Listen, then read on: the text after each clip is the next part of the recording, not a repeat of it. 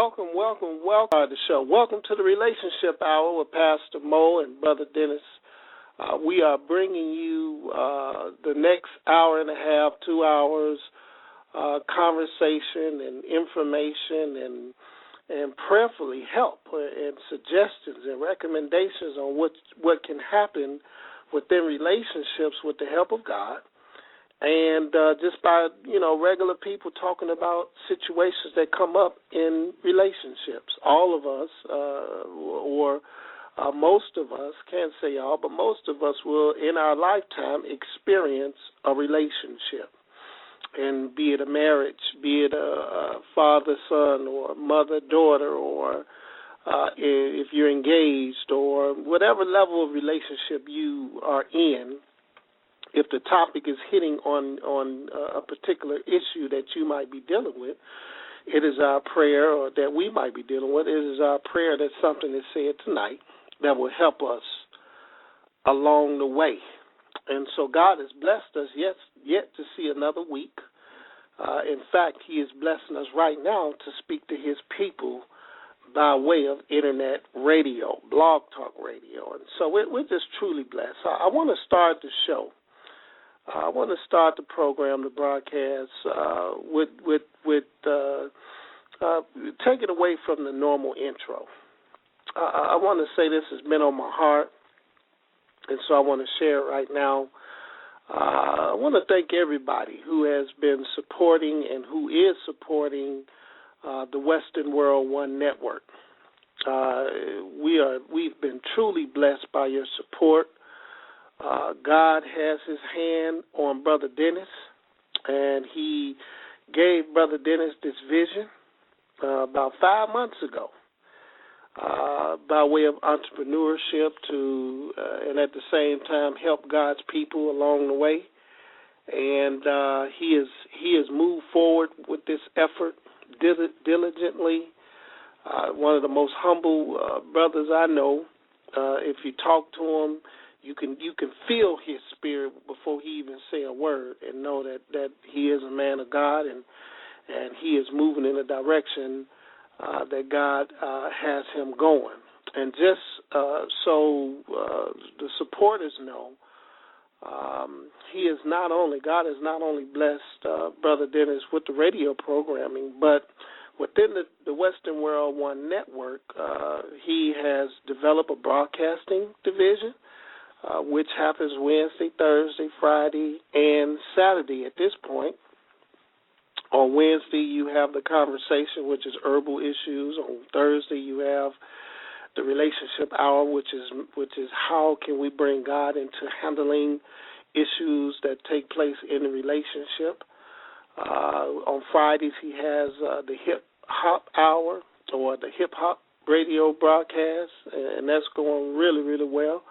And then on Saturdays, it's a more mature conversation about issues of the day, a wide variety of issues. And so the broadcasting division is done very, very well. But that's not the only thing that God has blessed Brother Dennis to do. He also, if you haven't had a chance to visit the website, the Western World One website is www.westernworld1, that's ONE, not the number one, .com.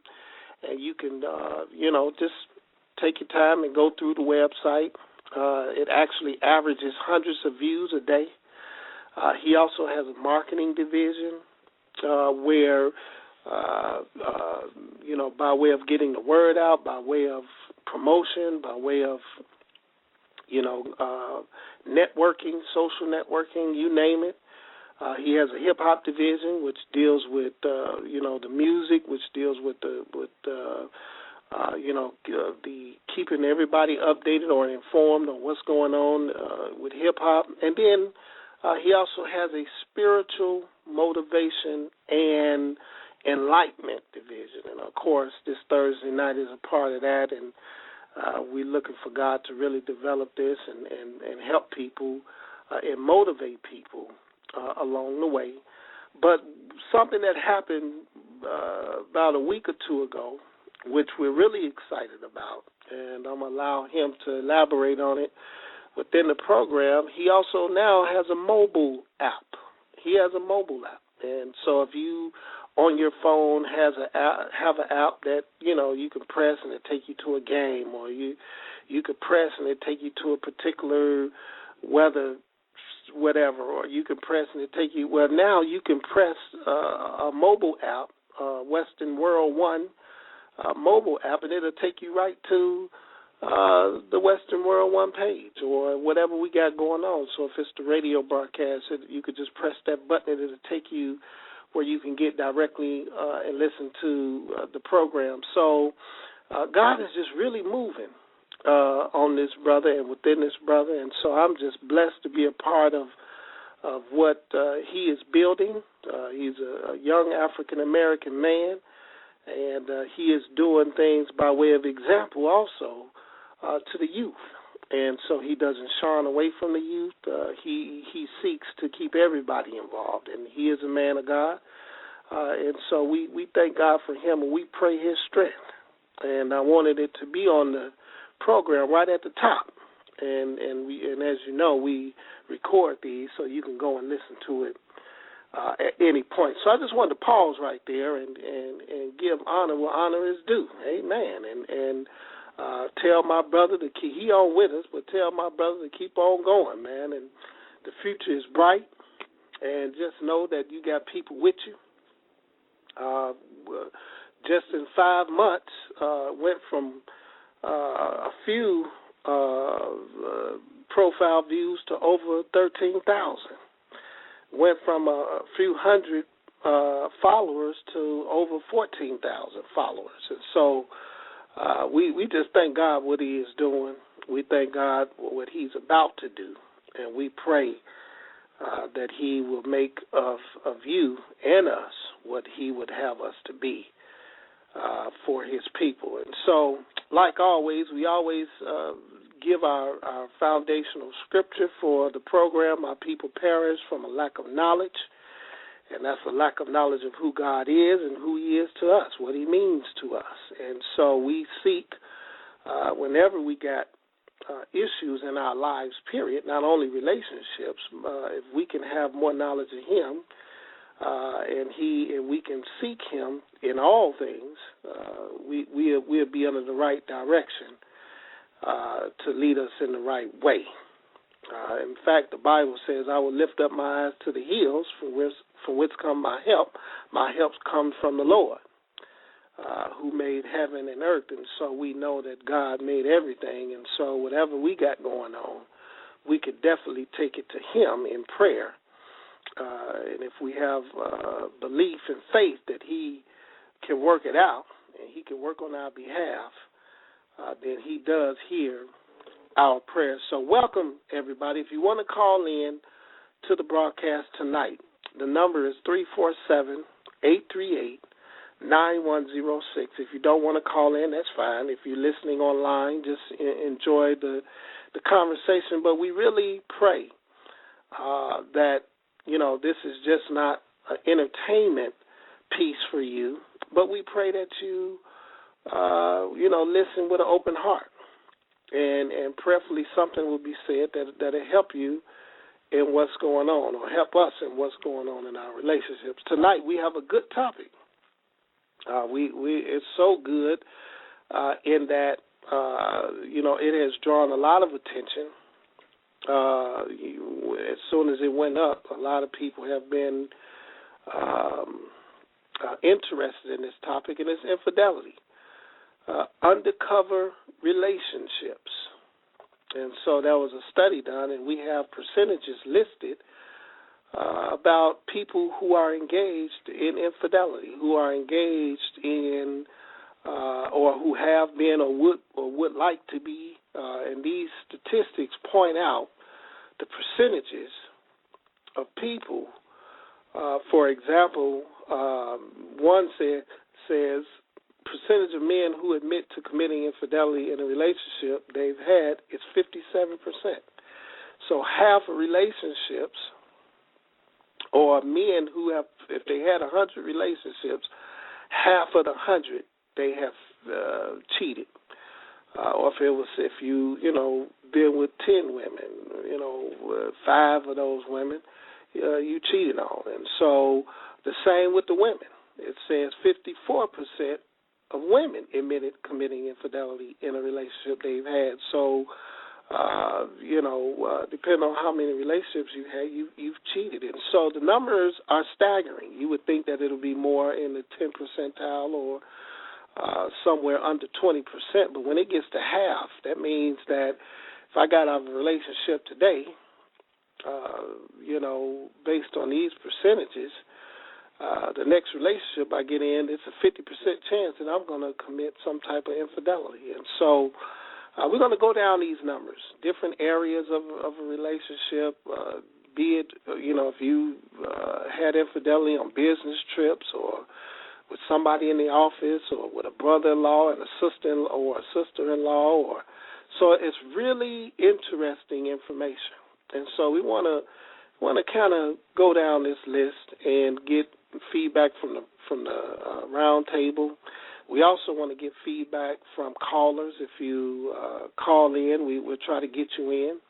And so we're just excited about what God is going to do tonight. We're excited about the participation tonight, and we look forward to getting the show started. And so we're going to take a quick break, and when we come back, Brother Dennis and I will have a quick conversation about the topic to get it going, and then I got a clip that I want to play and to really set the tone for the conversation. And I see we got callers in already, and we want to make sure we bring them in. So just bear with us. We're going to take a quick commercial. When we come back, we'll get into the conversation.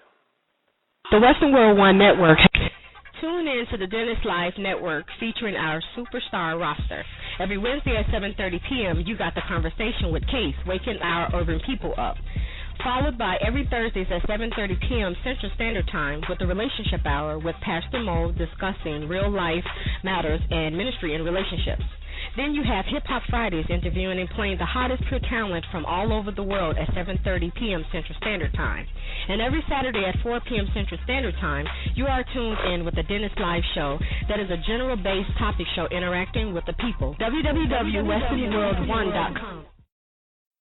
The Western World One Network has never been easier to connect with Blog Talk Radio, Facebook, Twitter, and westernworld1.com until now by using our mobile app. Just log on to www.westernworld1.com and click yes to the mobile app. That's it. That's all. One button does it all. westernworld1.com.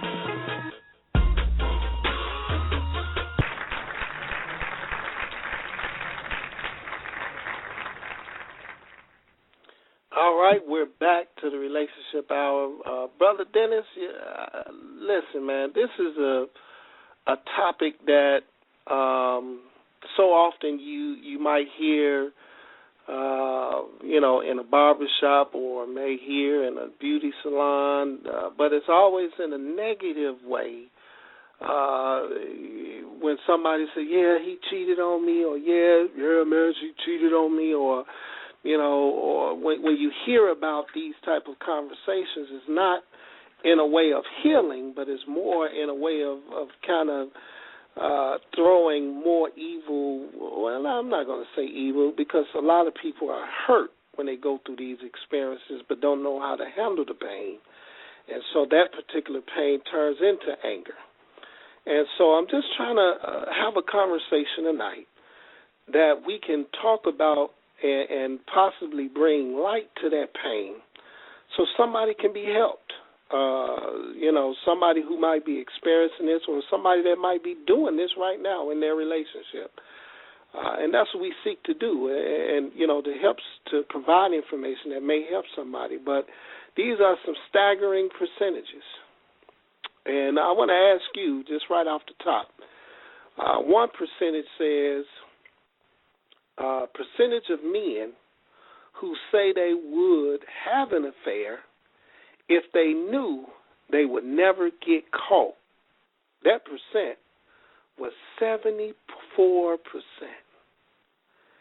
74% of men. So if it was 10 of us, 7 out of 10 would say if they would never get caught, they would cheat on the one they with. What do you think about that? That all men are dogs? Yeah. Married men. well, it says relationship, right?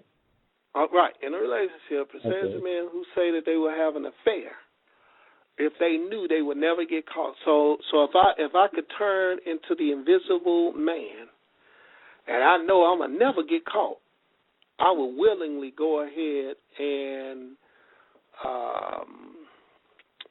cheat on my significant other. Does that support the argument that some may have that all men, because it's such a high number, 74% are dogs?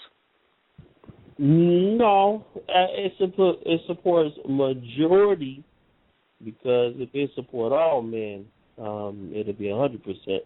So it support majority of the men, but you got to look at the whole situation when the numbers are outbeat. You look at it worldly wise. Yes, I would have to agree with you because the majority rules. So it's saying that mainly all men are, dogs, or even have the even thoughts or the speculations of it. Yeah, I support that. Yeah. Wow. Now, this is going to surprise some people. The study also says the percentage of women who say they would have an affair if they knew if they knew that they would never get caught. Guess what that number is? Take a guess. What do you think? Just think about women today. What do you think that number falls?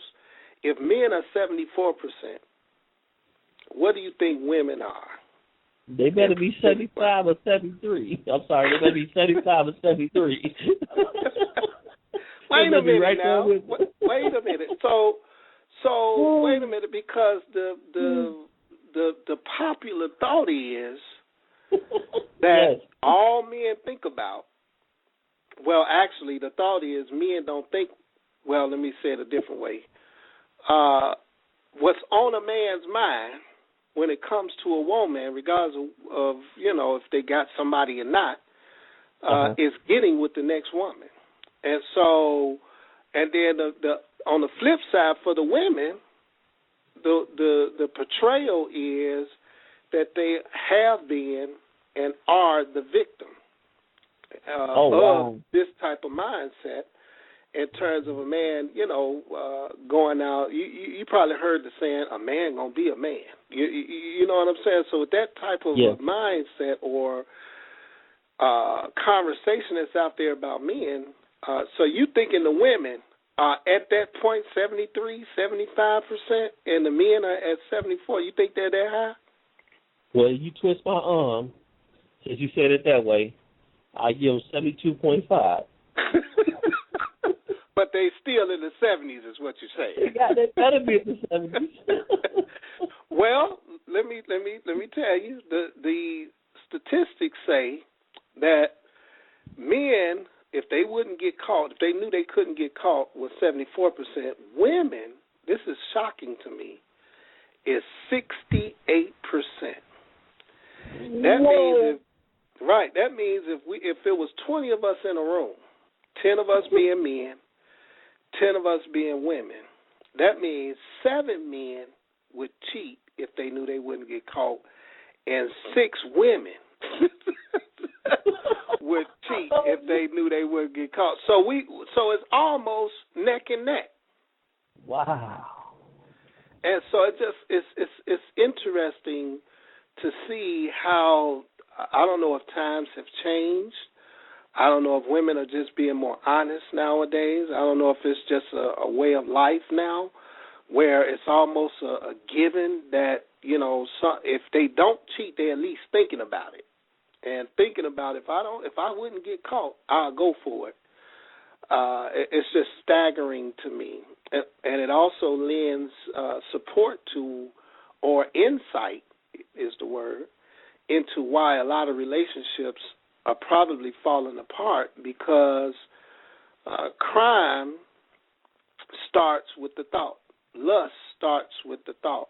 And so if we are romanticizing on a person, you know, I see somebody at the bus stop and the rest of my day I'm thinking about that person, and I mess around and see that person again, I'm apt to say, hey, what's your name? Can I get your number? I'm not saying I would do it, but that's the way it works. Or if I see somebody, if I'm out at the club and I see somebody, I might not say nothing to them, but, you know, I'm all night, I'm dancing, I'm thinking about that person. Next time I see him, I might say, hey, how you doing? What's your name? And I could have somebody. And so it starts with the thought, romanticizing, man, you know, this person might be, you know, a little tipsy, you know, they might be a good, you know, opportunity, you know, or this person feeling me, or they, you know, looking at me, or you know, all type of stuff. It starts in the head. And once it starts in the head, it starts to grow legs. And once it starts to grow legs, you try it out, you test it out, and wind up putting ourselves in predicaments that sometimes regret being in. And so it's just staggering. The numbers are close to the same when it comes to if you would never get caught. Now, and I'm just going over this now because those that have already waiting to come in, we're going to bring them in. We're going to get to the calls early. We got people calling left and right. But I want to talk about this one right here. Wait, before you say something, Pastor, I want to just say, man, I am ashamed of these women. Go ahead. Listen, you trying to start the conversation off with controversy already. Going in already. Trying to my head and not to my heart. That's my heart. But watch this. This is very interesting. It says percentage of men and women who admit to having an affair with a coworker. This is men and women now. With a coworker, meaning somebody they work with, is 36%. Meaning that 36% say they have had an affair with a coworker. Now that's 3 out of 10. That's not too bad, or almost 4 out of 10. That's still bad, but and then it says men and women who admit to infidelity on business trips. That means, okay, I got to go out of town for this meeting or for this, that, and the other. Next thing you know, they getting with somebody on a business trip. So they seeing that as a vacation to kind of get away and do, whatever they have been romanticizing in their heads to do. I'm gonna read this last one. There's plenty more, but I'm going to read this last one. It says the average length of an affair is 2 years. That means that when they're with their coworker, or the average length, or if whoever they're with, lasts for 2 years. So from 2011 to 2013, that's 24 months. That's 2 Christmases. That's 2 Thanksgivings. That's 2 birthdays, 2 Valentines. So when I say 2, that means that they are participating in these holidays with probably the person they're cheating with and the person they with. So it's kind of a double thing. If they're getting roses on Valentine's, they got to buy 2 sets of roses. Or if they, if they on a birthday with the person that they're with, now they got to supply birthday gifts for 2 people. So it can be costly too. To be in that situation, to have that type of thing going on. But this is serious. This is real serious. And what I want to do, Brother Dennis, I want to go to commercial again. And when we come back, I want to give a quick, I'm cutting down my commentary, man. I want to do a quick 5 minutes. I got to give biblical support to what we're talking about in terms of by way of helping us gain some understanding and prayerfully getting some information from it as a source of help in a time of trouble. And that's why I do the commentary, is because I believe that the answers to a lot of our problems, if we're willing to submit to teaching, can be found in the Bible. You don't have to call psychics. We don't have to call, this, that, and the other. We can go right to the Bible and find answers to a lot of things that we deal with on a daily basis. And so we're going to go to the Bible. And for those who may not believe in the Bible or believe that, the Bible has answers or whatever the belief is, I just submit to you, just bear with us, and you will be allowed to call in. But we believe in the Bible, and so this is the information that we're going to give out on the relationship hour tonight. So, Brother Dennis, if you can, give me a couple of commercials up, and then when I come back, we'll do about, 5 minutes of commentary, and then we'll go straight to the calls. Absolutely. All right. We're back. This is the Relationship Hour with Pastor Moore and Brother Dennis and our panel. Good panel. I'm excited about having a good, solid panel every week. And we look to add to that. We're going to have one other person that we're adding to the panel for tonight. But for the commentary, we're going to look at the book of John. The book of John, we're looking at chapter 8. And we're looking at verses 1 through 11. Very familiar passage. This passage deals with the religious leaders of Jesus' day. Because of the popularity that Jesus was gaining, constantly tried to find ways to get him to look bad in front of his followers, or to get him to go against the law so they can arrest him and have reason to arrest him so they can lock him up and find a way to bring him to his death. And so they did this while he was doing ministry. And so right here in John chapter 8, we see Jesus at the temple, and these same Pharisees and Sadducees and scribes who were afraid that what Jesus was doing was taken away from what they had taught the people, or the control that they had on the people. Jesus was freeing the minds of the people. He was giving them the purest truth.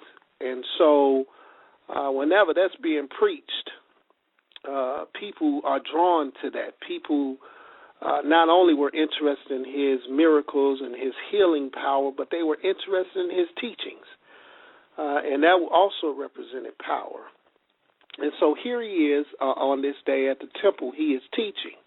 People are crowded around to hear the master and to gain wisdom and knowledge and understanding. And so on this day, the Pharisees and the Sadducees figured that we can get him if we can find an issue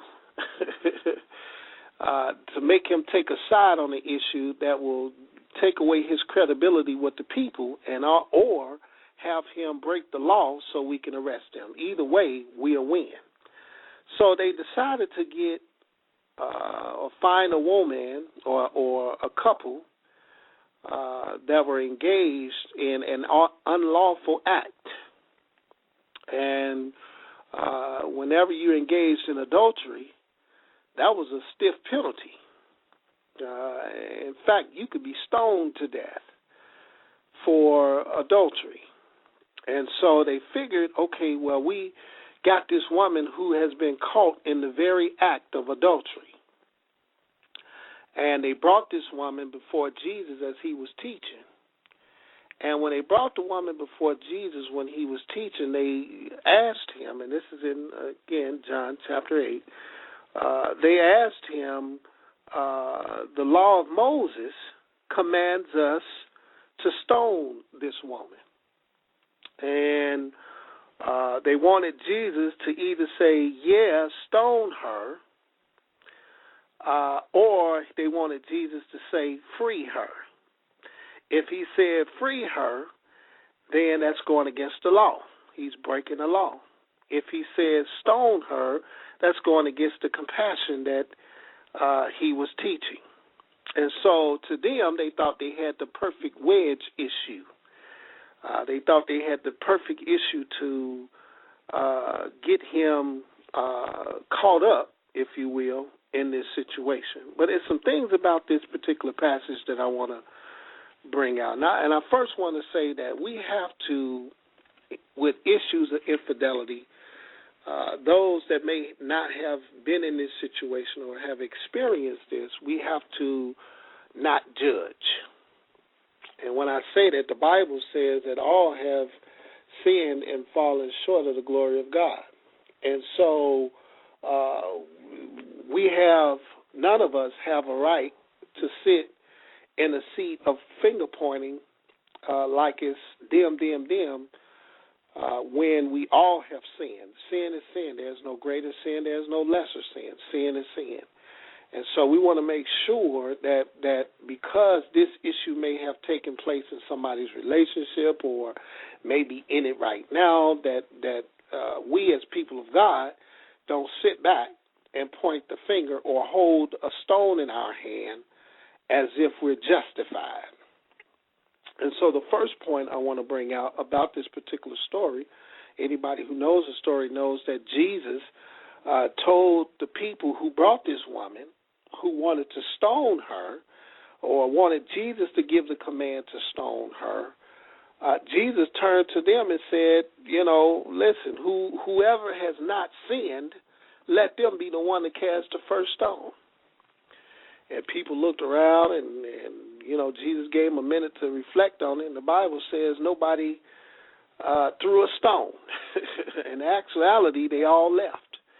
And so the first point I want to bring out of this is we got to have compassion when these type of behaviors take place in a relationship, because it's not we want to think it's a fleshly thing. We want to think, okay, well, he saw her or she saw him, and because of the flesh and da-da-da.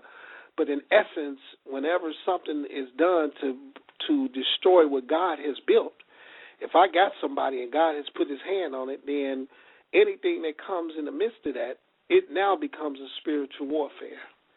And so the enemy seeks to separate God's people on every level, not just in relationships, but if you got something going on in a community, you trying to do a community outreach, or you starting up a community-based business or whatever, and it's you and somebody else, or you and two or three people, the enemy will come in the midst of that to make it appear that you can't work together. And because you can't work together, then you throw up your hands, and the people that are hurt are the people that need that particular service that you could provide. But simply because we allow that spiritual warfare, we thinking that, I can't work with that person, they got an attitude, and we don't know that the enemy working all of that. We tend to fall into those temptations and those traps. And so let us not stand on the side of holding a stone. We have to have compassion. If you haven't, or if we haven't gone through this, let's thank God that we haven't. And pray to God that he give us strength not to go into it. And if we have been a part of it, then we can pray to God to forgive us. And that's the second point I want to bring out. Jesus, after nobody could throw a stone at this woman, they all left. Jesus asked the woman, where are your accusers? She said, none are here. And he says, neither do I accuse you. And he tells the lady who had been caught in the very act of adultery, in verse 11, after he asked her, in verse 10, she said, no one, Lord. And Jesus said to her, neither do I condemn you. Go and sin no more. So the woman who was caught in adultery, brought before Jesus, the people was ready to kill two birds with one stone, but the way Jesus responded neither broke Moses' law or shied away from compassion that he was teaching the people, but he accomplished the mission that he was here to do. He was teaching people, so people was watching this. People was interested in seeing how he was going to handle this situation, and it was such a marvelous way. It was such a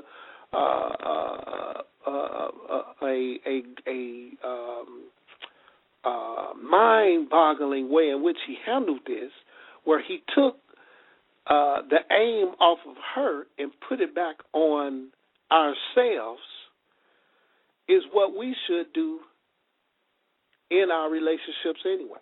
And that's the third point. The third point is we need to, in our relationships, maybe take our eyes always off the other person, and we need to focus more on ourselves to see how can we better a situation, or what did we do to hinder the situation, or what did we do to bring the relationship down a couple of notches, or what could we do to bring the relationship up a couple of notches. You will never win a tug of war when everybody's right. And so we have to take away the rope of a tug of war, and we have to look at ourselves. And so Jesus got the people to look at themselves. He said, let the first one who ain't never sinned throw the first stone. And couldn't nobody throw a pebble, not alone a rock. And he told that woman, I don't condemn you. Sin no more. I don't condemn you. Sin no more. So if Jesus don't condemn, let us not put ourselves in his seat, but let us have compassion. We know it's a wrong act.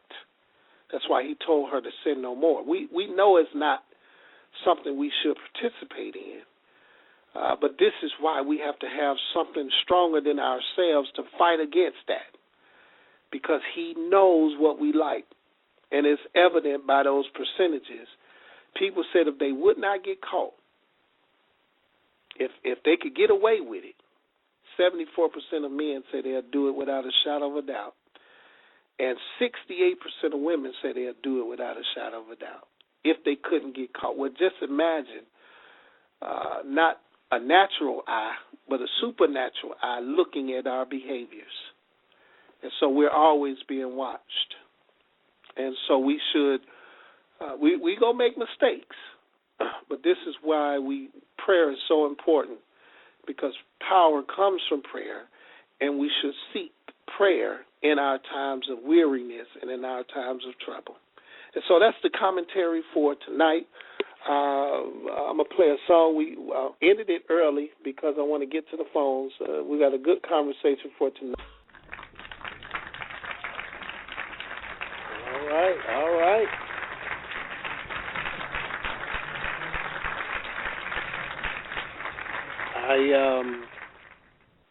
We now want to bring in our panel. We know that Brother Dennis and I have been bringing the conversation this far, but we got some people with us. And I want to bring in one by one. We got Brother Gerard. I got your mic on. Brother Gerard, you with us? Yes, sir. Okay. I got Sister Trina. I got your mic on. Sister Trina, you with us? Yes, I am. Okay. I got Brother LB. You just heard his commercial. Brother LB, I got your mic on. You with us? Yes. Okay, and I got one special person that I'm going to bring on. And all of the panel are special to me, and y'all know that. But I've been trying to get this young lady to get on the show. She is full of wisdom and knowledge, and people, including myself, look forward to her encouraging words that she shares with us on a regular basis. And so I'm going to bring her in right now. Sister Drina, I got your mic on. Are you with us right now? I am here, and thank you for that great introduction. Praise God. Praise God. You know I've been trying to get people to hear your voice. And just so you know, as the last time we checked, we had over 14,000 followers for the Western World Network and Western World One Network. So you are being heard by a lot of people. Okay. And I thank God that you decided to join us tonight. But for the panel, listen, I'm going to play this clip. And when I come out of this clip, and I want to forewarn everybody right now, there are a couple of cursing words in this clip. And so, Lord, forgive me. But I want to play this clip, and I want to play it in its entirety. And after I play it, we're going to come back. We're not going to take a commercial, and I'm going to go right into the conversation on tonight. So let me play the clip for the panel. Moves you make, you ain't got no. Chris, what the hell? Hey, baby. Listen, let me explain, okay? I took all the money out of the bank. I know that. I opened up a business account, and we're going to go into business for ourselves. You did what? Ben and I got fired today. I just think that's a sign that we should just go into business on our own. That is my money. Yeah, but we're in this together, though, right, baby? No, I'm in this. You go get my money back. All right, there it is. I hope you all heard that clip. And again, I apologize for the cursing in it, but it was such a powerful clip that speaks to what happens when there is, a breaking point in a relationship that is experiencing or that has experienced some form of infidelity. And so I just want to throw that out to start the conversation with the panel. And I'm going to start it with Sister Drina. So this is her first time. Just give me some feedback on what you think about this whole topic about infidelity and it being an undercover relationship. And what's your point of view on it? Well, great clip, let me say. One of my favorite movies, and I could have said that whole scene verbatim.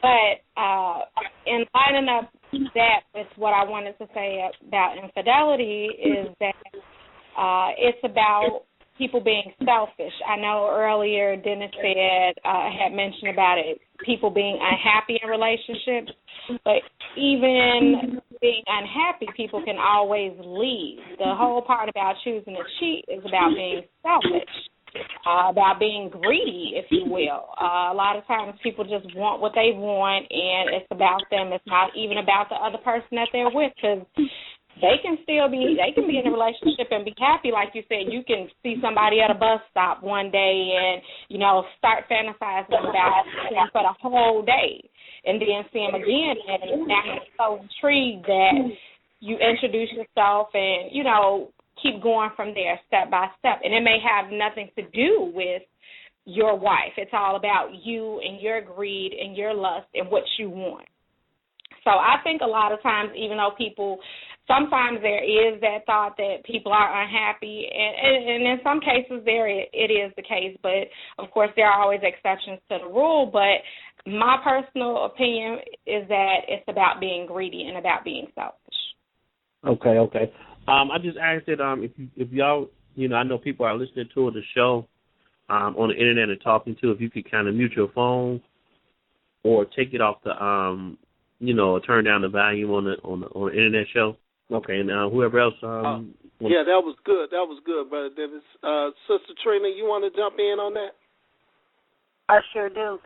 I believe that infidelity starts because it's something wrong in that marriage.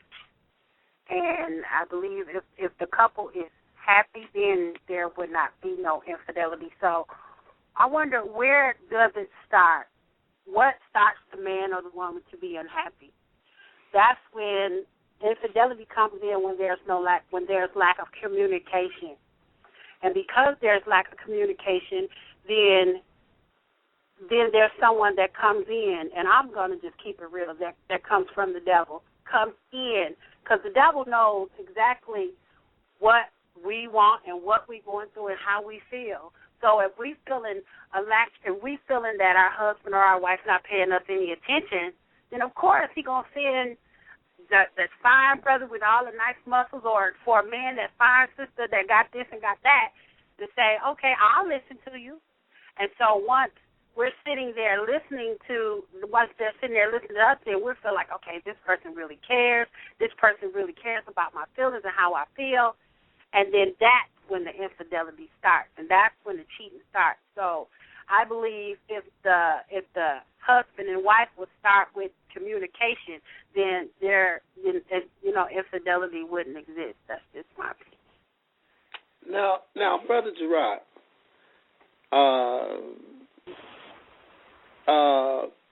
when it comes to infidelity, when it comes to is it selfishness? Is it communication problems? What do you think? What's your view on this whole topic? Well, I think it's all of that. It can be selfish. It can be a situation where a person can be unhappy from the beginning and lack of communication. It can be verbal and physical abuse. It can be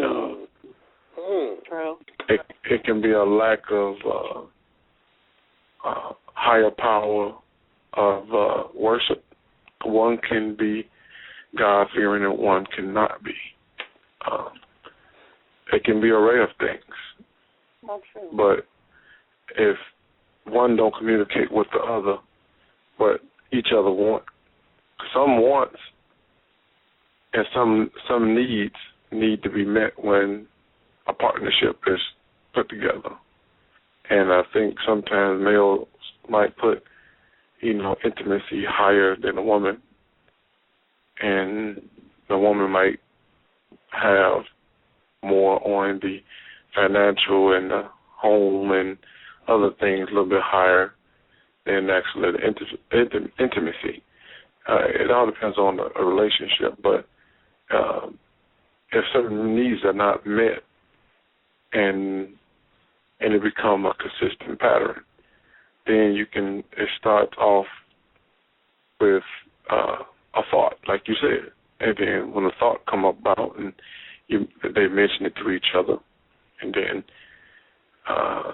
it becomes a reaction. That thought comes into getting on the internet, and then you can talk from the internet to meeting somebody at work, and then once that seed is planted, once sin is plant the seed, it grows into full blown sin, and once sin is grown into you, it lays eggs. Then after it lays eggs, there's certain things that will trigger a good conversation,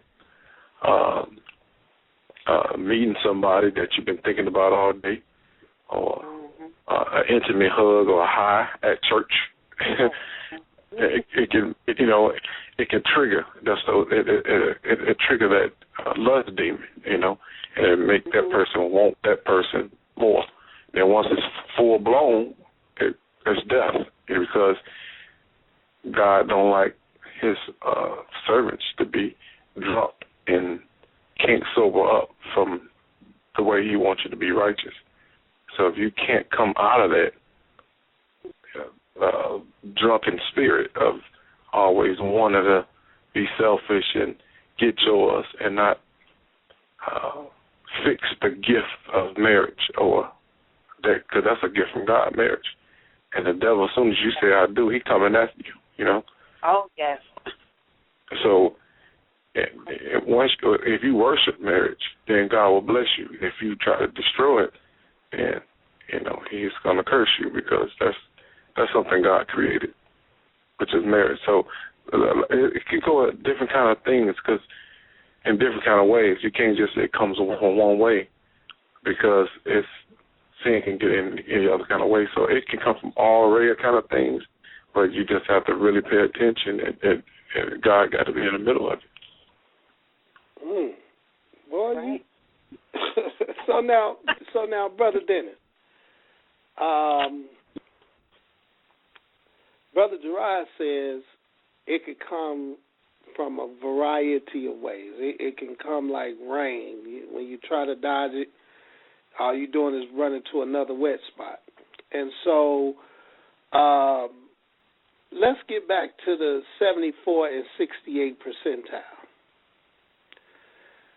Is that 74 and 68 a result of all of those issues, or is that 74 or 68% more leaning towards selfishness, like Sister Drina said? Man, all I can say is this, Pastor. How many percentage the women? The women was 68%. All I'm gonna say is this: we've been married for 5 years, and you gonna talk to me like that? You got a son. Oh, come on, brother. Hey, man. He said he goes some more money and you get your boxes. I'm faulting the women because y'all making too much money. No. Hey, man. I can't contest with nothing that everybody has said. Everybody said it with the chief aim and their own uniqueness, and it's still lined up with God. You know what I'm saying? So that right there is a no touchy zone. I can't even speak on that. You know, but I don't think numbers lie. So I'm gonna leave it up to the men. They say we 74%. Percent. Okay, so maybe it was a woman that made those percentages. I don't know. Wow. But I will say, either way it go, a sin is a sin. Period. So I agree with all of them. Now, Sister Drina, yes, sir. is because we know this. We know that when we talk about selfishness, Brother Gerard brought up a good point. He said that men tend to value or might look at intimacy as high on the priority list. But women, however, might be more on the the emotional side, dealing with finances, dealing with, the bills and stuff like that. And they may, women may hold that more of a priority over intimacy than men. And I want to just get a woman's feedback on what is the priority? Is because if the priority, or if the man has a priority that intimacy is like top on the list, and women have it like 5th, 6th, 7th, or 8th, is that scale kind of off? And because the scale is off, does that open a door to that intimate hug? Does that open a door to industry? It used to be a $1 billion industry, but now they said it's more like a $3 billion industry, which is the porn industry.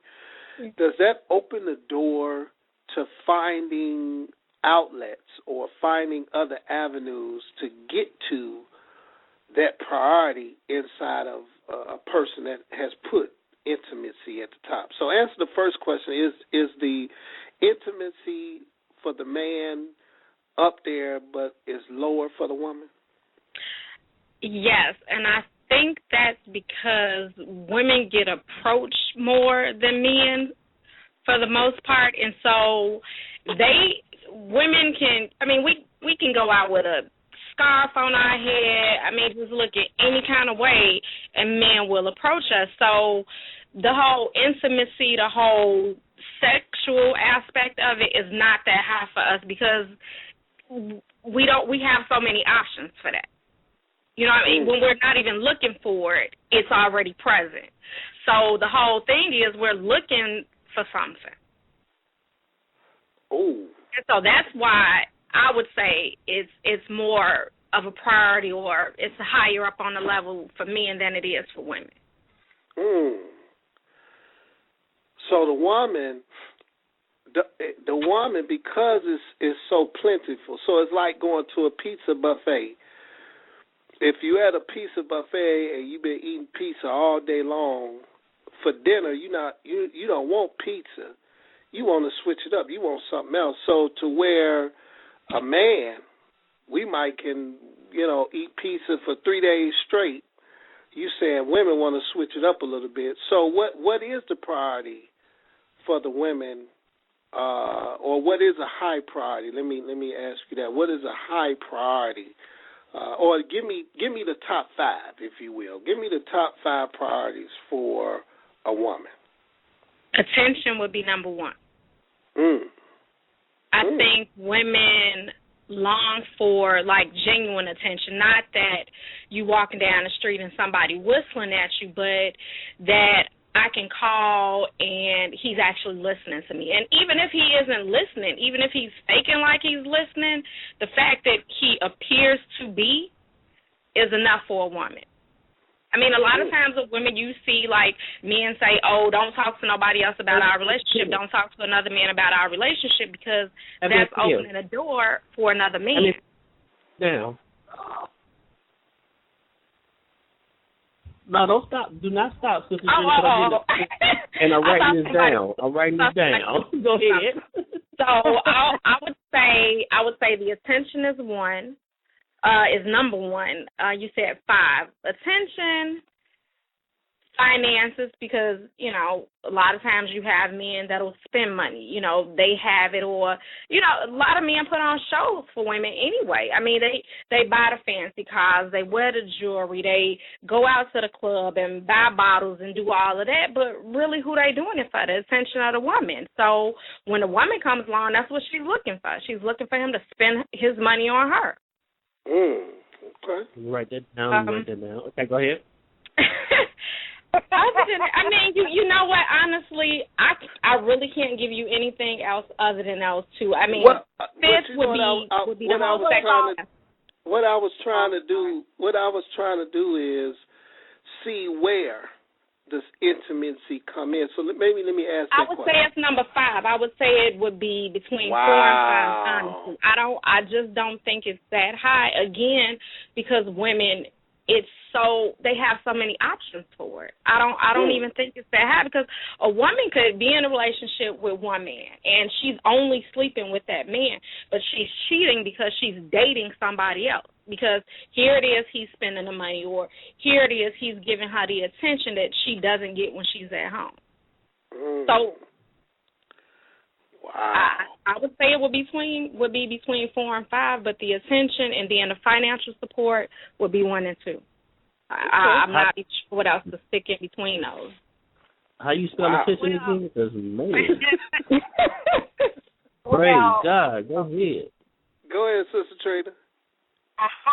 Well, you're right with the finances and attention, but I also think that if the woman gets respect, and if she gets love, and if she has that trust, and in a marriage, let's just keep it real. Women like foreplay, and if she can get all of that out of that one man, I don't believe that she would look nowhere else. I wouldn't. I wouldn't even pay attention to another brother if I was getting all that out of one relationship from that man. So I believe that when the relationship breaks and the couple start cheating on each other, it is like Brother Gerard said, that spirit of lust. If all the devil needs is one little door, that's all he needs is one door. And once he gets that door, it's going to spread like wildflower. So if he asks his wife or whatever to have sex with him, and she said, I don't feel like it. And so if she keeps saying she don't feel like it, or if he keeps lying to her and she can't trust him, then that's just that one door. And so once that one door is open, then boom, there's infidelity. Now, I want to go back to that movie. I'm sorry, Pastor Mo. That clip that you just played, that was the whole thing. And sister, I'm definitely not trying to go against anything that you're saying. We all have our opinions here. But I wanted to touch base back to that movie. Is that lady had that loving husband. He was there. He was picking up the son, cooking and cleaning, but because the other man had so much money and was so willing to spend it, I mean, what did she have in her bank account? $200,000 that he had just given her. Like, just given her. That's who she went with, and she was willing to leave her husband. I mean, and it is, the devil opened that door because he knew that this woman was greedy. She was selfish. So here it is, you put a man in front of her that can give her 200-something thousand, just give it to her, plus any other thing that she did, because I think she had like a company car and just ridiculous stuff. That was all the devil needed to interrupt her marriage. Right. That was the one thing she was lacking, was the finances. And her husband couldn't give her what that other man could. So that's why she drifted that way. She wanted a lifestyle that her husband couldn't afford to give her. And so her attention went towards the rich guy because he could afford to give her that relationship. And then that's when the door opened. And so now, everything let me ask this. Let me ask this to Brother Gerard, then Brother LB. He hasn't had a chance to get on here. But, Brother Gerard,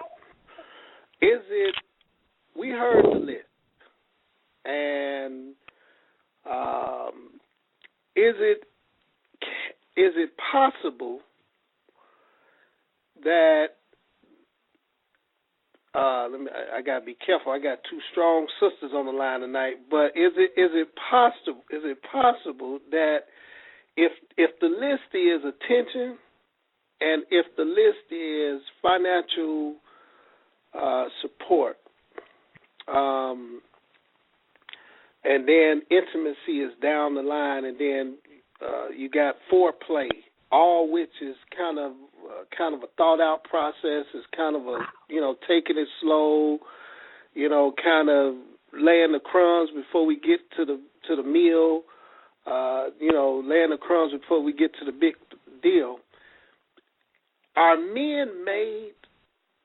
most men, or men that you have been around in your circle, do we have the capability of being patient like that, where if we're, if it's one of them days and, your body is telling you, you looking at your queen and you saying, my God, spontaneity and, and let me just say for people that is listening, none of this is out of pocket, and I think that's where we go wrong. We go wrong where we think it's wrong to talk about intimacy. Intimacy is in the Bible. And so it's justifiable to talk about intimacy in a creative way, in a supportive way, in a loving way. So we're not doing anything out of pocket. We're actually trying to help make sure we can expose the devil, that we don't make as many mistakes that we do by way of stepping out of our relationships. But back to what I was saying, Gerard, can men do that? Can men kind of not be selfish? Can men fight the urge that is there, the desire that is there to take it slow and walk at a snail's pace, and kind of build the whole house before you even step on the inside, if you will? Is that possible?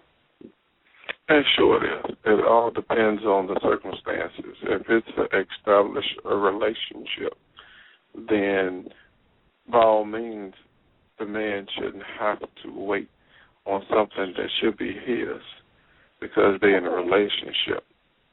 Now, wait. Let me ask. So when you say men should not have to wait, what do you mean by that? I mean, if you already with the person, you got the woman, and y'all together, then he shouldn't be punished based on what he have or don't have. It should be a partnership where if y'all love each other and y'all together, intimacy comes with the relationship. You're supposed to do whatever it takes to take care and satisfy your man, and he's supposed to do whatever it takes to satisfy and uplift his queen. So if I make $14 an hour, and you be a guy who make $30 an hour, that don't make you have to say, well, let me get up with this guy because he make more money. Then her problem is just as worse as his, is dipping out. That's cheating, no matter if you have sex with him or not.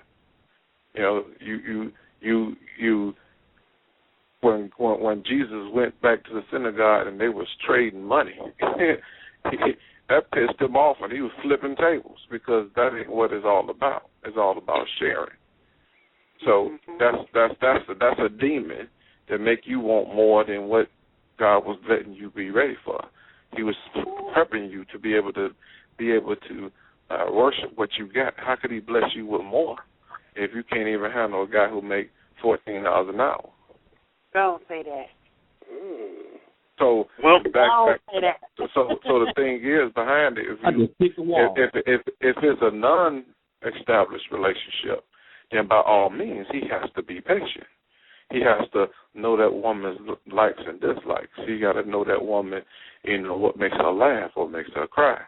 He got to know if she want a cooking man or she just want an aggressive man. If she looking for a protector, if she looking for a God-fearing man. He got to lay that foundation, letting her know that, look, I love the Lord, but baby, I love you too. Right. That's how it got to go. But anytime things is not established that, okay, we're going to put God first, then you just pretty much building your house on sand, because you're going to hide. You're going to treat their relationship like playing spades or playing cards. Nobody's going to show their trump hand in the relationship. The first 2 years or the 2 months, based on how long it lasts, it's going to be commercial. And you're going to be dating a commercial, and you're not going to know the truth about that person. What? Brother LB. Yes, sir. Listen, I want to bring you in. We're talking about infidelity. We're talking about, and just to give you a good foundation, the definition of infidelity is when there is a unfaithfulness by way of sexual stepping out, if you will. You got somebody, but you stepping out on your relationship with that person sexually to get with somebody else. And so, meaning that loyalty is not there, trust is not, there. And so you kind of heard a little bit of what's been going on. What do you want to offer to the conversation? Do you believe that, because my initial point was, is it possible for a man, if we're passionate beings and we love being intimate, and if our woman got a list of stuff we have to do to set the mood or to make it, what do you think about that? I'll say this. First and foremost, we live in a society where we're looking for instant gratification. And it falls back even in our relationships. We want instant gratification. We are not taught patience. And that is, one of the things that, you have to understand that you can pick up your phone and be right on the Internet. It was at one point in time when, in order for you to be on the Internet, you had to go home. In order for you to have a conversation with XYZ people, you had to go home. It was not you had to learn to be patient. There was no such thing as an answering machine. You had to wait for somebody to call you back. Right. So we are we are adopting these same customs in our relationships every day because we want instant gratification. Now with the clip, with the money, with a movie clip that you played, she wanted instant gratification. See, and I hate to throw the sisters on the bus, but a lot of women are taught to live in a fantasy world, and they're not taught about the basics of construction, building together. There was a couple that I remember I had her doing a lot of my paperwork for me, typing them contracts, and she told me, her and her men are, waiting for, to be financially better before they get married. I said, well, shoot, you'll never be financially better then. She says, well, why do you say that? I said, because there will always be another reason why you shouldn't get married right now. Because I don't have enough of this. I don't have enough of that. I said, we're not taught, men and women are not taught to build together. That if you do your part and I do my part, and we put these two parts together, we'll have a whole. I was telling Dennis before he started the radio show, it was a young lady who told me she wanted to go to the movies, and I had turned around and I said, well, I don't have any money like that. She says, well, if you pay for the food, I buy the ticket. I said, okay, that'll work for me. So I'm out of $20-something. She's out of $20-something. We both got what we wanted because why? We both were building towards something that we can both enjoy together. Now, a lot of people don't look at it in that mannerism because we want instant gratification. We want, I think in today's society also, not to take over the whole show, I'm just saying, I think in today's society, we don't actually realize we have taken money and said that is what providing is. It's if I could provide just money, not understanding there are so many other elements to providing, just economic. Because if you don't know what to do with that economics, you're still not providing. If you don't know how to spend your money, you're still not providing. Because there's still going to be an emotional detachment. Because if money solved everybody's problems, why are the rich out there killing themselves? Why are they, why are they always looking for more? If money, if you got $100,000 a day and they're going to solve a lot of your problems, why are you trying to look for 200? And you said something, Brother LB and Brother Dennis and Sister Drina. Brother LB says that women, when it comes to the fantasy world, give into the fantasy world, meaning that fantasy is something that is not reality. We went to see The Oz last night, and the movie The Oz, it's actually a decent movie, but it was a fantasy world. It wasn't a world that actually existed. It was a world that was made up. And so is it fantasy? I'm going to start with you, Brother Dennis and Sister Drina. Is it fantasy to believe that, I'm going to run up on that person that's going to know exactly what I like, how I like it, when I want it, and be able to satisfy every checkpoint on the list before, if the top priority is intimacy on the man's mind, and if there's a fantasy world that exists on the woman's mind, is that possible to work, Brother Dennis and Sister Drina? I feel like this. Let me write this down. She got attention. Intimacy is the last. Sister Trina got. Do you spell it foreplay or foreplay? Then you got Brother Gerard with what he said. Then you got what LB said. I think you can flip the. You can mix the list up. If that person wants that person, they're gonna do whatever it takes. Whether you got to put the representative out there first.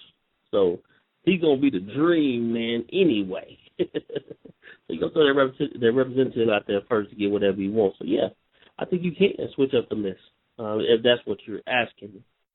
Absolutely, yeah. If you really want that person, yeah. So if you want, you, basically what you're saying, you can fake it to make it. So you're saying, even though in your own desire you're saying, okay, on top of my list, I got this beautiful woman. I'm seeing her getting up in the morning. I'm seeing her put on whatever she has to wear for underwear. I'm seeing the nice clothes and smelling the nice perfume and the way the hair gets done and all the essences of a woman, that touches a man, a true man, in his heart, that you just like, wow, and you just want to consume that, or you want to participate, or but first, before you get to all that, you got to go through this.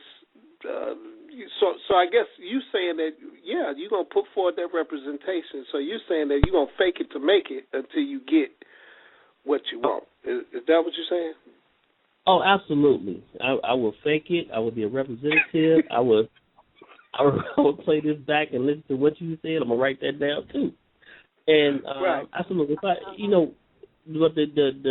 I might sound harsh about it, but I mean, I think that's what everybody do. They try to be somebody that they pretty much not at times. Wow. Until it's like, one day that button might get pushed. You know what I mean? So I think that's the way I'm kind of putting it. You know what I'm saying? I mean, it might sound harsh, but I mean, that's what I'm speaking on the man. I'm speaking on the men, the 75%, the 74%. I'm speaking on 74% of us. That's what we do. We try to be the best thing cracking. And then next thing you know, when it starts to cracking. And that's part of the family. I want to get Drina. I want to get LB. Let me get Drina in right quick, because go ahead, Sister Drina. Then LB, you come after Sister Drina. Go ahead. Let me be sure I understood what you said. You're asking if we can possibly get everything we're looking for in one person? Well, it was more toward, if that's not us. So, for example, when you said your list, if that's not me, should I have to be somebody else to fit what your criteria is to be faithful or to be with one man? Do I have to change who I am to meet your standard, to fit what you want, to make sure, I try to do what I can, that way you won't go out and get with somebody else? Well, since you're asking me this now, I'm going to say no. But had you asked me this some years ago, then I would have to say yeah. Like, now I've grown and I understand, like, I'm not going to find that everything in one person, and like Brother Gerard said, or no, LB said, like, you have to grow together, like you have to combine what you have and make it into what you want. But years ago, there would be no way. Like, you better fake it, or, you're going to have to do something, because I'm not going to be faithful to you. You may be 65% of what I'm looking for, and that's not going to be enough. Therefore, I would still be with you. But 9 times out of 10, I'm going to be probably talking to somebody else. But again, like I said, because you're asking me now, I've matured, I've grown, I look at things differently. But before, yeah, that would never work for me. LB? Yeah. LB. Yeah. Before you say something, we are on a gospel radio show. You must know the truth. Oh, no, go ahead. Before I say what? I said we are on a gospel radio show. LB. Okay. No, I understand. We're on the gospel radio show. Listen. I said you're supposed to tell the truth. Tell the truth. I'm going to tell the truth. And this is the truth, the whole truth. And nothing but the truth. Brother. Help me, God. I'm messing with you. Hey, listen. The problem with that is this. And Trina, I hate to say this to a degree, but it still sounds like you living in the fantasy world. And the reason why I say that is this. You are who you are in that world. You can't be any more or any less. I think when I heard the clip,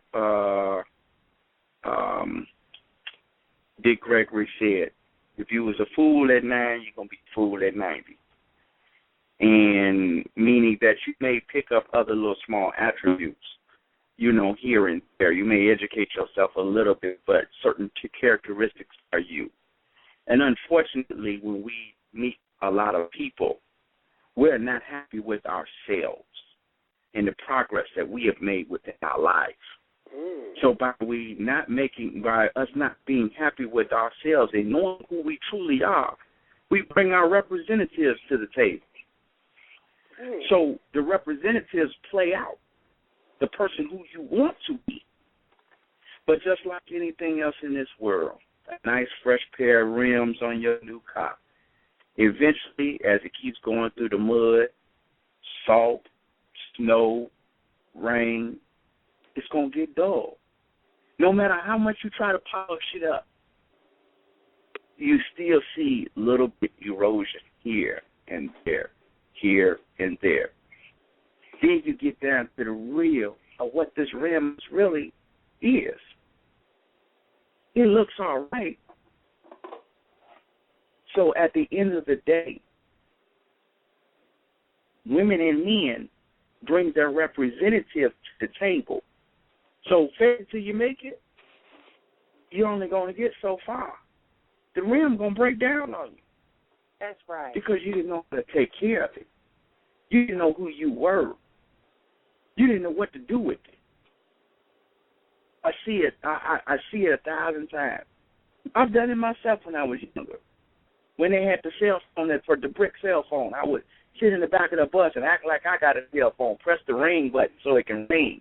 Everybody on the bus look back. I'm up here acting like I'm talking to someone. But somebody who's real gonna say, "Can I use your phone? I need to get an emergency phone call." Now the cover blown. Now you're exposed for who you are instead of being who you were in the first place. Right. You searching for a lot of people search for fantasies. Let me jump and in not right reality. here. Let me jump in. Go ahead. Wait, no, hey, Pastor, wait, Pastor. Yeah. Pastor, I want to just say this to LB. LB, Yes, sir. I said tell the truth. I said tell the truth, not the whole truth. What is wrong with you, man? Look, I want to get Brother Gerard and Sister Trina. Sister Trina, what do you think about that? Well, at least this brother keeping it real. That's just all through it. He is keeping it 100% real, and I like that. And it's good that we have brothers out here like that keep it real instead of just saying what they think a person want to hear. No, we done with that. We want to keep it real. This is the year to keep it real, and this brother has been keeping it real, and I appreciate that. Now with the fantasy thing, I believe all women don't live in fantasy, just like all men are not dogs. Now, the fantasy thing starts with, in my opinion, lust. Now, if you're lusting after something and you want, like if a person is watching soap operas, that is the most fakest thing as possible. But a person that's looking at it, not looking at it like that. They seeing the man come in, swoop the woman up off her feet and kiss her. And she's saying, oh, wow, I would love to have somebody like that. And so when she get with this guy and you know, and she get with this guy with this lust in her mind, and once he's not giving her all those things, or with the man as well, you know, vice versa, once they're not getting these things that they done set up and fed their flesh with, then that's when they turn a corner and go looking for somebody else. Now, with me, the best thing to do is, in my opinion, and all people probably won't agree to this, but the best thing to do is just wait on the Lord, because he's going to give you that right person to be with. Just like he gave Adam Eve, he gave him the right bone, the right rib. And so, and if you're not willing to just wait on the Lord, you're gonna get what you get. I always say, if you're not willing to wait on the Lord, you're gonna get the devil's trash. And so you're gonna get what you get if you're not willing to be patient. Because I knew this guy, and he was my old school sweetheart. And I really was in love with him. And he asked me to marry him several times, and I told him no, because it was something that I saw. No? It was something in him. Oh, it was something in him that I saw that I did not like. And thank God I told him no, because years later he came back in town after he had moved out of town. He came back in town and saw me and was still trying to get with me while he was married. And so, being that I'm the one woman that I am, I told him absolutely not, because I believe what God says. You reap what you sow. And so I know that when I get married, I don't want my husband to do me like that, so I'm not going to do his wife like that. And so, and to make it worse, his wife was right down the street while he was at my house, and I was like, absolutely not. And I told him the truth. I said, I'm glad I didn't marry you because you are a cheater, and I would not have wanted you to treat me like that. And so you give what you get. And so I feel like if I'm not going to throw that out there in the atmosphere, if I'm not going to throw that, I'm not going to get that back. And so you just got to start with, Go ahead, Pastor Mo. No, I was going to say, Brother Gerard, and we got about 15 minutes. The show has been going real good. Brother Gerard, I want to bring you back in here. It's been some powerful stuff being said. Sister Drina said that she had to mature, and now that she's mature, her eyes and her wants and her criteria is a little different with maturity. And that was powerful because I think a lot of times we still want to act like we're, 17, 18, 19 when you had that first girlfriend or that first boyfriend and the feeling you got with that. And if you married, you probably haven't had that feeling.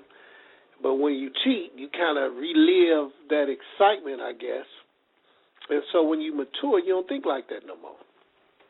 And then Brother LB say we run into problems because people not presenting their real selves to people. They present a fantasy to somebody. And then when their real self show up, like, wow, I didn't know you was like that. I don't want to be with that. I want to be with the fantasy. So give me some commentary, give me some feedback on what you think about everything that's just been said.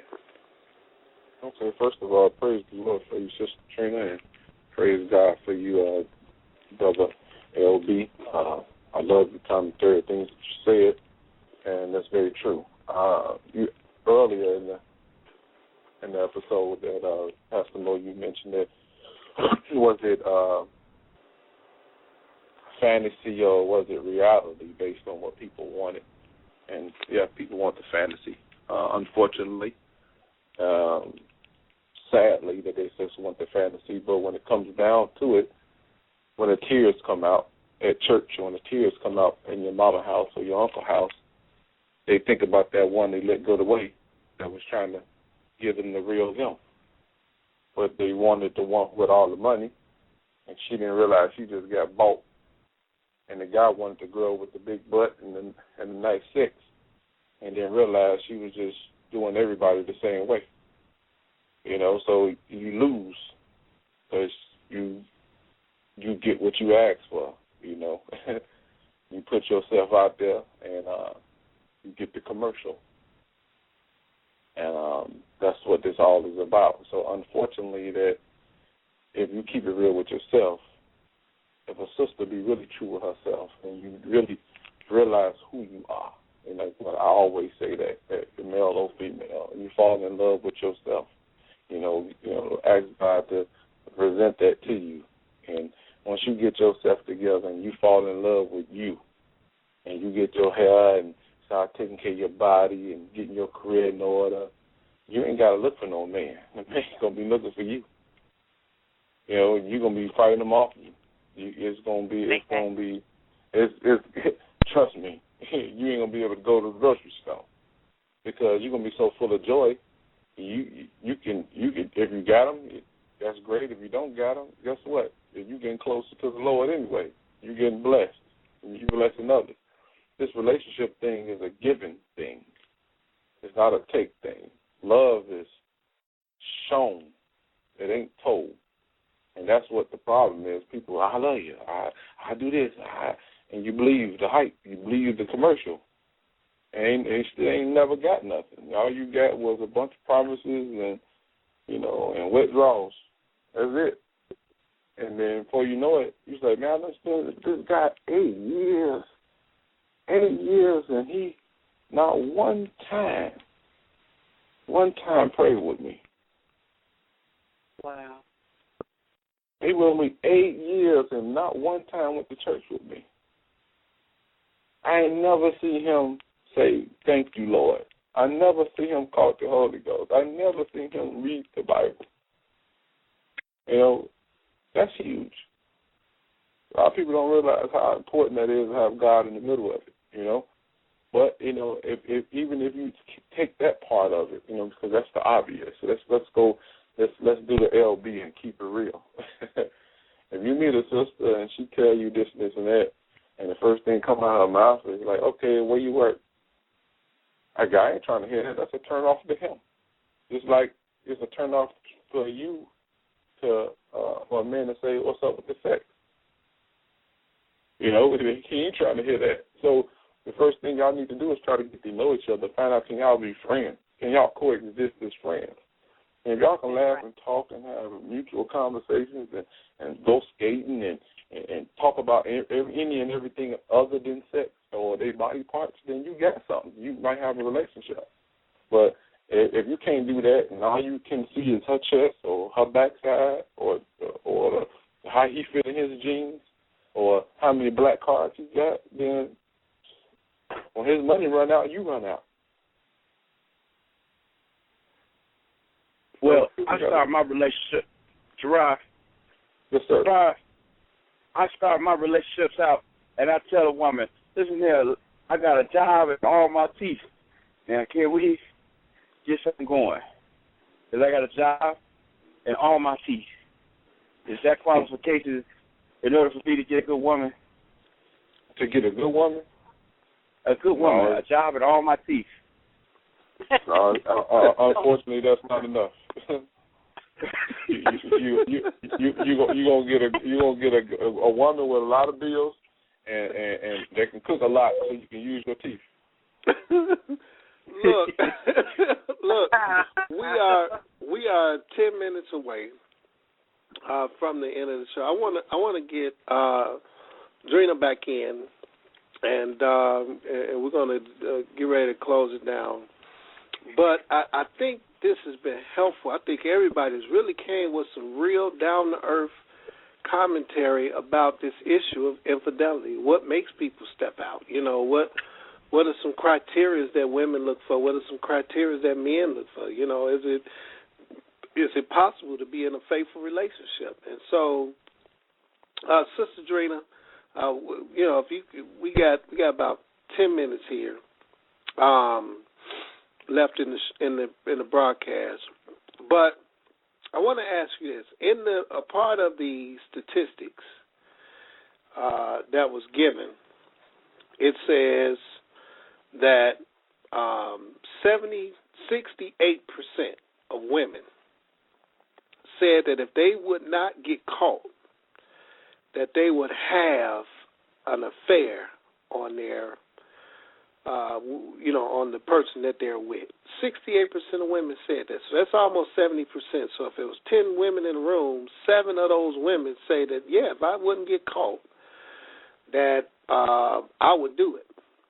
So let me ask you, why is that number so high? Why is it that 68% of women now say that, you know, if I wouldn't get caught, I'd do it in a minute? I'm still sticking with the same thing that I said earlier, is that it's just a matter of greed, because those women, I don't believe, were told according to how happy or unhappy they are in their relationship. It was just posed to them the question of if they could cheat and get away with it, would they do it?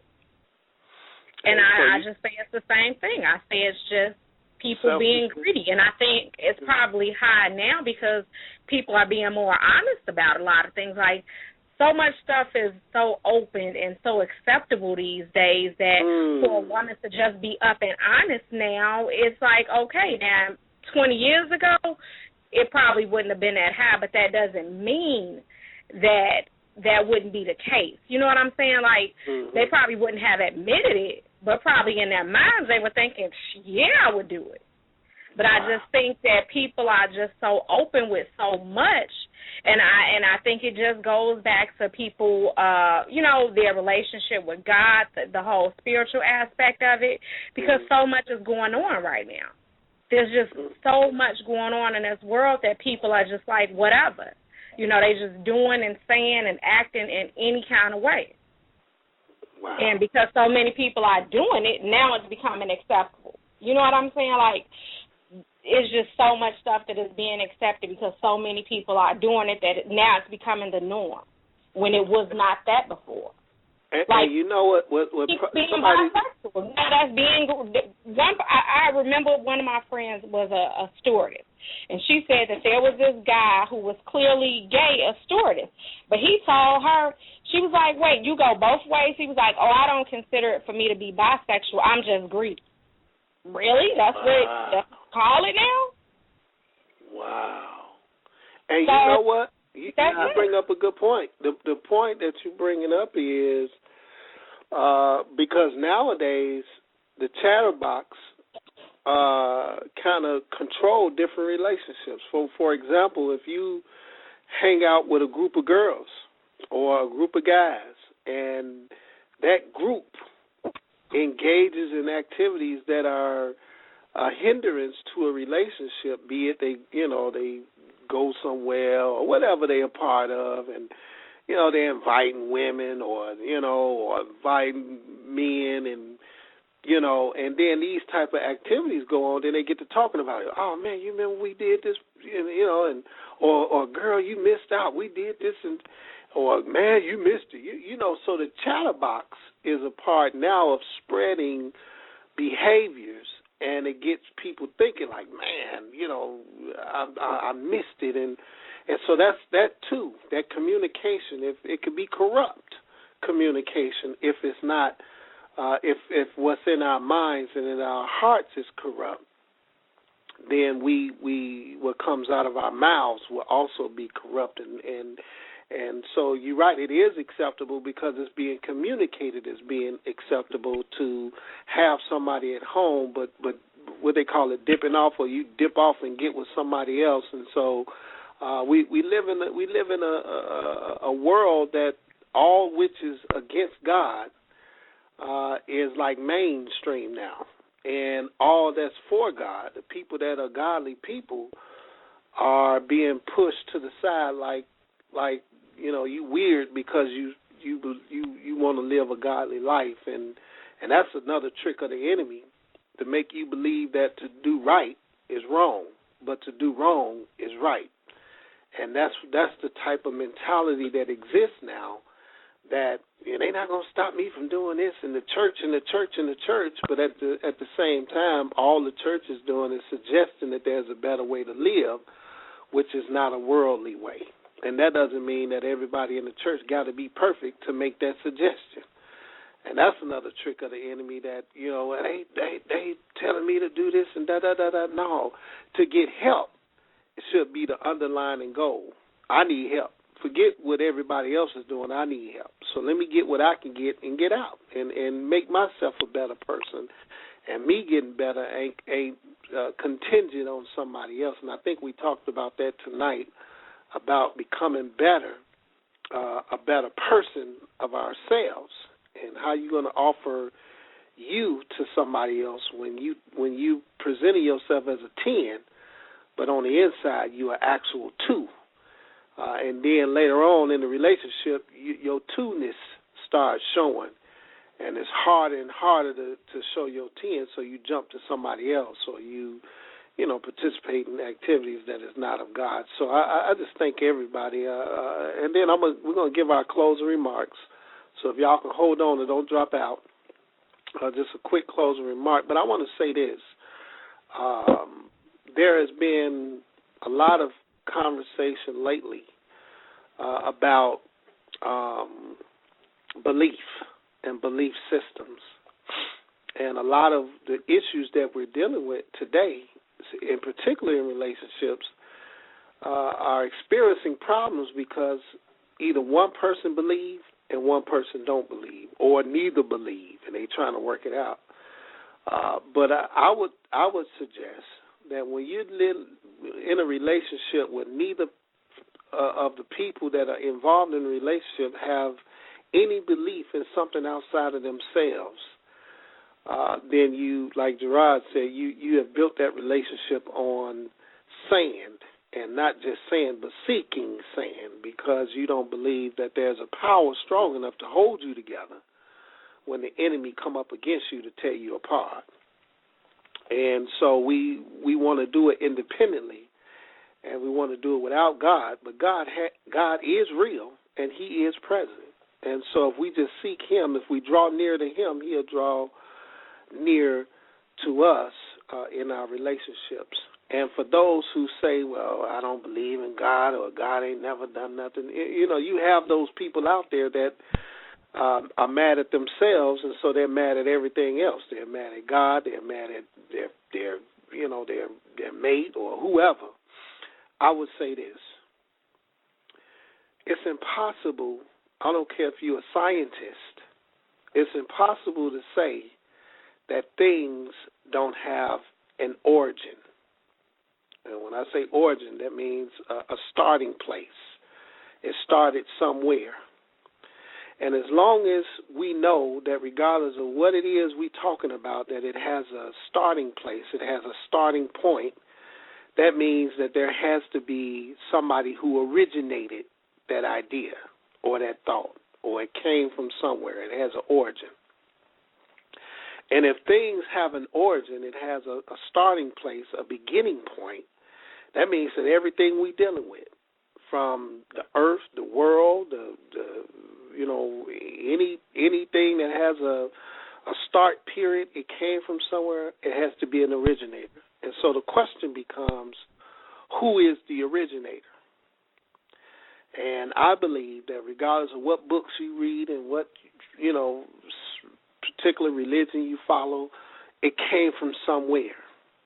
And we believe that our originator is God. We believe that He originated everything. Whatever molecule, whatever, animal that exists, whatever human being that has existed over time, it started somewhere.